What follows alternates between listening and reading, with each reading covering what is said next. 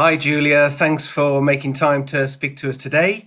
These films are all about getting to know the composers that we're working with. So, why don't you start by just tell us a little bit about yourself?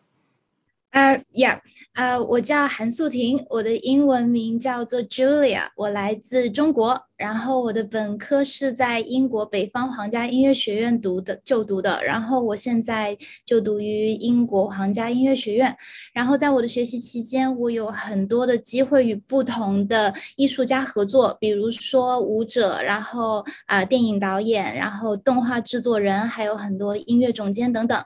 然后此外，我也有一些教学的经验，在这些教学的经验当中，也帮助我找到了在我的作品当中的语言，我的特色，然后并让我也仔细的想一想，在接下来的我的作品当中，我想要实现什么。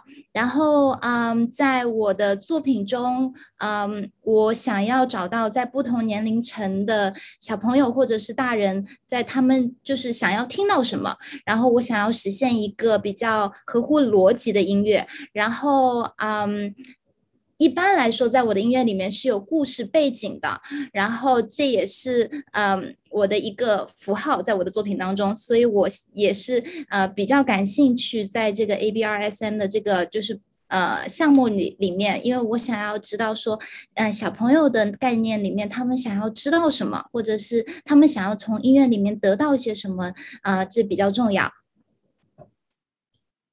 Thanks. It's great. And I mean, in part, what we're trying to do here is to encourage more people to think about being composers and becoming composers. So, tell us about how did you start on your journey of being a composer? 实际上开始作曲是一个特别偶然的一个机会。我从3岁开始学我的手风琴，然后钢琴，还有就是黑管这些乐器，但是我并没有想要成为一个作曲家。在我长大了以后，但是在我升入高中的时候，然后我们有一个那个就是音乐考试，在那会儿，我当时想要成为一个歌手。但是，因为那会儿在中国，我们需要学音乐理论知识，然后那会儿的话，我的老师是一个作曲老师，然后他就发现我有完美音高，就是 perfect pitch，所以他就跟我的妈妈说，要不然试一下。然后那会儿我们就尝试着用一首诗歌去写音乐，然后写一首歌，然后在我没有任何的那个音乐理论知识的情况下，然后他就发现我还蛮有自己的想法，蛮有创造力的。然后接着他就说服了我的妈妈，然后让我开始学作曲。然后也是那以后我发现，哦，他可以作曲成为我第二个语言，然后接着是一个特别重要，交流的一种方式。然后所以也变成了我一个就是特别大的爱好，也希望成为我重要的职业在以后。Thanks, Julia. I know from our previous conversations that you're in China and that you're busy as a composer. You've got lots on. Can you give us a quick overview of what you're working on now? 除了这段时间我在写 ABRSM 的 Great One Piano 的曲 Yep. 子，然后我刚刚完成了那个曲子，然后那首曲子叫 Chinatown。除此之外呢，我还有写一首曲子叫 Dive，因为我这个暑假刚刚学习了潜水，然后我就发现，在海里面我可以看到很多不同的生物，然后也打开了我的新的世界，所以我才发现哦，原来我可以用音乐去描绘我这个暑假所新学的一种技能，然后也可以跟别人分享我所看到的、我所体会到的在海底下。然后，我也希望能呈现一个比较好的作品。然后等我完成了以后，对。Thanks. We're looking forward to hearing your grade one piano piece and dive sounds what a great subject. I also love titles that have just got one word in them, so I already like it. Dive. It already makes me think, what's that going to sound like? But Julia, this is the first time that we've run the ABRSM Composer Mentor program, so you're one of our first composers to be working with. Tell us straight, what's it like so far? What have you learned? What have you been getting from the program? 我觉得这是一个特别不一样的经历对我来说，然后是特别愉快的，因为我遇到了很多很多的人，就比如说在我们的见面当中，我有遇到就是出版商，然后接着学习和那个就是 research 的团队也好，他就是会让我觉得说这是一个特别一个项目特别重要，有不同的就是不同的人再去进行一项东西，然后接着这也让我觉得说细节才能去呈现一个就是好的作品，所以它会让我觉得说 OK，在一个项目里面不只是一个就是一个人能完成的，然后反思到我的音乐作品当中，我会更反思到我的音乐的作品的质量，然后更重要的是我看到了更多音乐的就是职业这一个的可能性，比如说在作曲的方面，然后有很多人有很多有趣的想法，然后不仅仅是为小朋友写音乐，还有给不是学音乐的人写音乐，然后甚至是比如说有些人他热爱音乐，但是他并没有就是比如说残障人士，他也想要去考音乐的这个等级，他是怎么去做到的？所以他也让我去打开了我的新的世界。对。Thanks, Julia. I'm pleased you're getting so much from it so far. And again, in part, what we're doing here is encouraging composers who may be listening to these films to think, okay, that sounds interesting. Is that for me? And encouraging more people to be in touch with us at ABRSM. Look, we know that composers don't only sit there and write inspiring music every day called dive or a cantata or concerto. What other musical activities do you get involved in outside of composition? 除了作曲，我还有给就是教小朋友一些音乐理论，比如说那个就是视唱练耳也好，然后接着就是乐理也好，我在平时有教小朋友，然后包括钢琴，然后接着除此之外，我还有跟一些电影公司，然后及娱乐公司、广告公司进行合作，帮他们写音乐。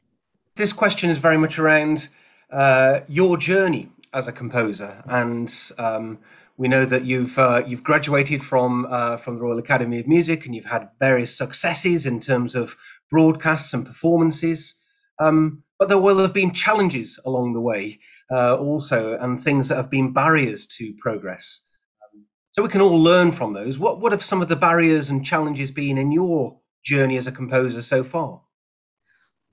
我觉得在我的音乐生涯中，最大的挑战是我如何用我的作品去让别人更加的理解我的故事。因为很明显的是，我是一个来自中国的作曲家，然后英语不是我第一个语言，所以很多时候我特别难去向别人解释这个作品背后的故事，然后这个作品的含义，然后比如说结构也好，音乐的语言也好，所以我尝试着就是怎么样以故事作为背景去来就是写这些音乐，然后更加让我的音乐结构也好，然后和声也好更加的清晰，然后来帮助我去克服这些困难。